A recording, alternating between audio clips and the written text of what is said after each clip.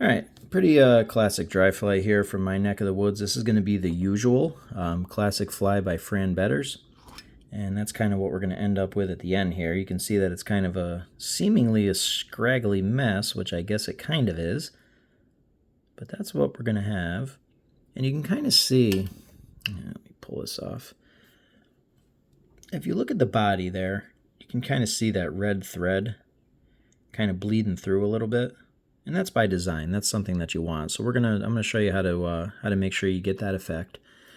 So in the vise, I've got a ahrex FW 570 in a size 14. I got to admit, this isn't really my favorite dry fly hook. I don't love ahrex dry fly hooks. I do love their jig hooks. I tie all of my Euro nymphs on ahrex jig hooks. They're fantastic hooks. I don't really love their dry fly hooks, but for this fly, I do like it a lot for a couple of reasons. The first reason is you can kind of see how it's got kind of heavier wire on there. It's a real sturdy hook, which I don't normally really focus on for dry flies. I like a little bit of a lighter wire, obviously for buoyancy. But I'll tell you, two things with the heavier wire. It allows you to really bite down on your thread, to really get that material, bit down and make a really good, strong, sturdy fly. And trust me, this fly has more than enough buoyant material where that little bit of extra wire is not going to affect your buoyancy at all. So this is definitely the hook that I like for this fly. Thread-wise, just going to use a regular 6/0 red thread, and I'm going to get that started behind the eye. And I do think with this fly, it is important to have a thread base. You don't always need a thread base when you tie. In fact, a lot of my flies, I don't even do it.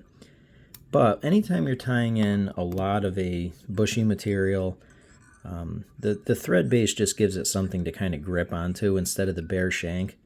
So if you're trying to tie something onto the bare shank metal, you can get some twisting. So I like the thread base on this. And I'm going to leave a little bit of room here behind the eye, just to give us some space to get some stuff tied in. All right, so here's where we're going to kind of get into our materials. The whole fly is tied with this material. It's a snowshoe hare's foot. And if you look at it, you can see how you got the darker fur here, the lighter fur up here. The key is to go to the end, peel it back, and find the toenail. So you can see how the toenail is facing down. So that means that this darker fur is the bottom of the foot. The lighter fur is the top of the foot. We're going to want to work with this darker fur down here. And the reason why is we're kind of matching up the goal of this fur on the animal with what we want the fly to do. This thick, tough, moisture-resistant fur is on the bottom of the foot, so that the hair, it repels moisture, so that the rabbit can run around in the winter, and it'll repel that moisture and help it move around a little bit better. So with that, this is a really, really good dry fly material. It repels moisture like crazy, floats like a cork, and that's what we're going to want to use. So what I'm going to do is flip the foot upside down. There's the toe. I'm going to go all the way back towards the heel. And this fur in here that has those stiff guard hairs, but also some of that under fur underneath, that's the fur that we want. So you can see how I already kind of cut some off. So all you're going to do is you're just going to kind of work out a nice chunk of that, and then just slip your scissors in there and just cut it clean off. And trust me, don't worry about being precise with this. I mean, you saw the fly I showed you at the beginning of the video. There's material all over the place, so you don't have to worry about, trying to be specific or anything. Just cut a bunch off and work with it. All right, so that's what I got here. I got a tuft of fur, and that looks about good. That's about the amount that I want. So I'm not going to stack it or anything like that. You want it scraggly and scruffy. All I'm going to do is give this a pinch, and then see how there's a lot more in the back? Well, what we're going to do is we're just going to pull out some of that really coarse under fur there. But don't throw it away. Just pull some of that out and put it aside. And what's left is going to be this tuft that I'm just going to rest right there. That length is about good. Get a pinch wrap to get it started. I want it a little bit longer. Move that down a little. Pinch wrap. And here's where this ahrex hook really helps. Really good, strong, tight wraps. Really firm wraps. And that's locked right in there.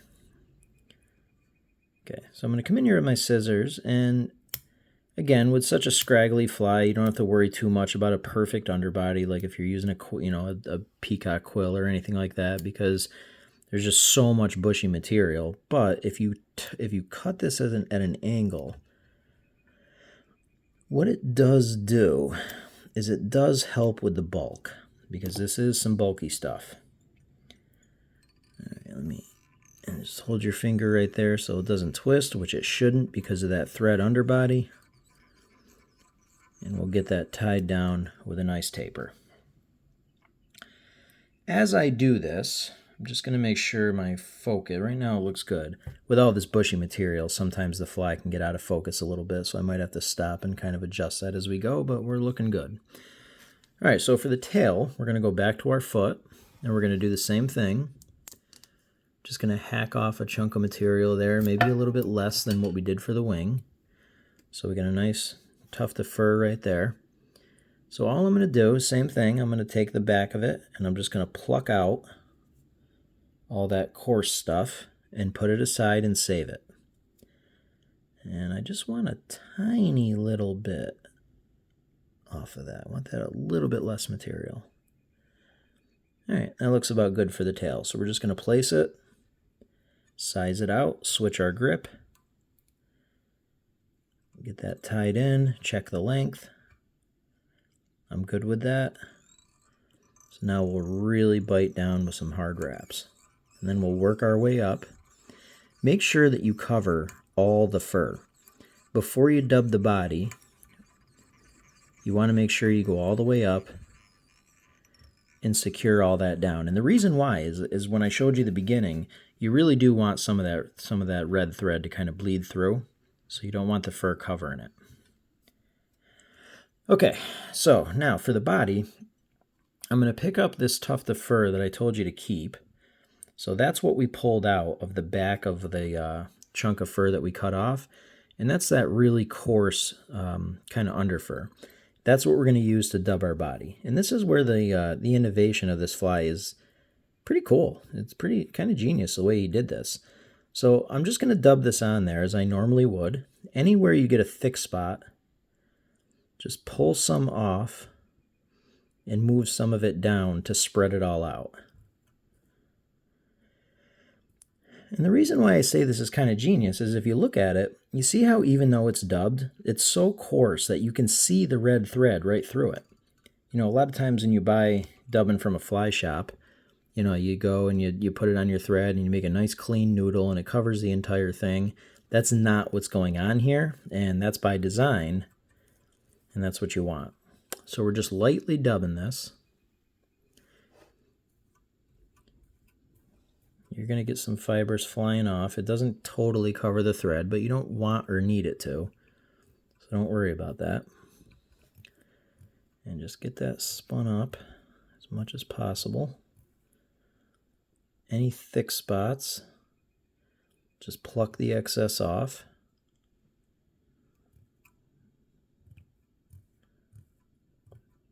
Until you have a nice noodle of a blend of fur and visible thread. That looks about good right there. So I'm just going to pull my tail back, get my first wrap right there, and just kind of loosely dub up the body. And remember, don't worry about any areas where the thread might show through. That's what you want. And when we get to the front, just going to need a little bit more fur. This is when you can apply it a little bit more generously, because really what we're doing here is just building up a little bit of a head and something to kind of stand that wing up.